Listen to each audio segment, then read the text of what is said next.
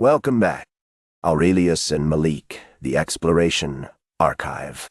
We close the Roald Amundsen South Pole file today. 5 parts. The end of the story. The return by sea felt like a passage into another element. The polar plateau had been a world of crystalline silence. Now the ship was a living machine responding to the waves. Dawn brought a sense of motion, the vessel pitching as it rose and fell. The salty air held a low metallic tang, a reminder of the world they were leaving behind. That transition was more than physical, Aurelius. The sea is an entirely different realm, one that demands respect. The men felt the shift, not just in their surroundings but within themselves. Months spent on ice had honed their instincts. Now, they navigated the unpredictability of waves. It's a profound reminder of the psychological journey they undertook. At dawn we stood at the rail, our faces drawn tight from the wind and sun's relentless grip. The ship creaked beneath us, and the distant waves became our ever-present companions. Each sudden shift sent our hearts racing, a jolt that reminded us we weren't on solid ground anymore. This was our new normal, a stark contrast to the stillness of the ice we once knew. The ocean, unpredictable yet vibrant, reshaped our experience, teaching us that survival often means adapting to chaos. But let's not forget the toll of that journey. The wind and sun left marks, yes, but what about the emotional scars that lingered long after? Those habits of careful repair and measurement weren't just skills. They were survival techniques forged in the fires of hardship. Many returned carrying psychological burdens that the public could hardly grasp. The world they came back to felt so foreign, so mundane, after facing such extremes. How do you fit back in when you've seen so much? Nights at sea revealed familiar skies filled with constellations that we had once gazed upon from our homelands. These stars were stark contrasts to the relentless sun that had driven us across the white expanse of the ocean. Each twinkle seemed to guide us, yet felt distant, much like our own hopes and fears. They served as reminders of the vastness we had conquered, yet also of the profound solitude that now enveloped us in these uncharted waters.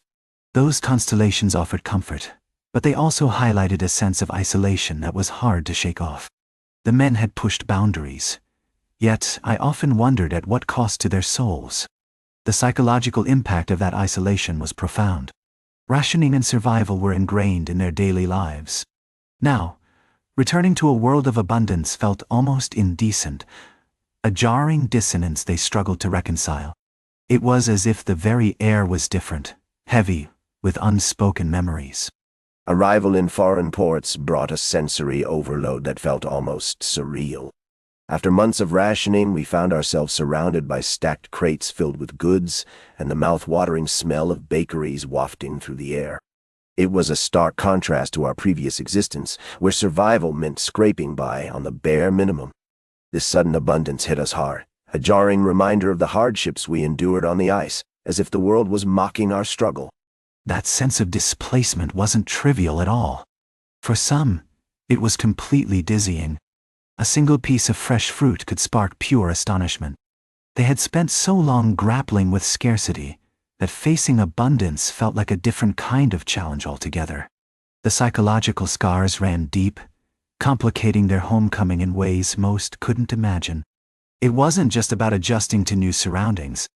It was about reconciling with what they had lost and figuring out how to embrace what they now had. Abundance seemed indecent, almost laughable. The notion of simply enjoying a meal felt so foreign. We were men who had endured the harshest extremes, and now we find ourselves in a world that feels remarkably forgiving. This stark contrast between our past struggles and the comforts of the present is jarring. It forces us to confront the reality that we've traveled far, yet it also raises questions about what comfort truly means for those of us shaped by hardship. And while the nation celebrated their achievement, criticisms began to bubble up. The secrecy around their methods raised eyebrows and sparked suspicion. People started to question the ethics of their choices. Critics were quick to label Amundsen's accomplishments as stained by controversy. What was hailed as a triumph by some was, for others, A troubling moral dilemma, especially when considering the human cost involved. After all, the sacrifices made in pursuit of glory can't just be brushed aside. The legacy of this journey is complex. On one hand, it pushed humanity's geographic boundaries. We revised maps, developed new techniques, and expanded our understanding of the world. But on the other hand, the polar plateau remained unchanged, as if it couldn't care less about our triumphs or failures. It's a stark reminder of nature's indifference, a constant backdrop to our endeavors. We build empires, and they leave behind a mix of triumph and controversy, shaping history in ways we often overlook. But it wasn't just about exploration or geography. The psychological and practical implications were profound.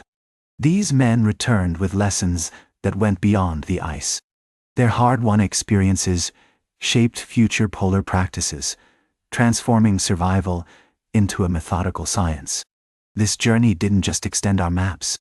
It changed how humanity engages with the polar frontier, reminding us that every expedition carries stories of courage, sacrifice, and the relentless human spirit in the face of nature's challenges.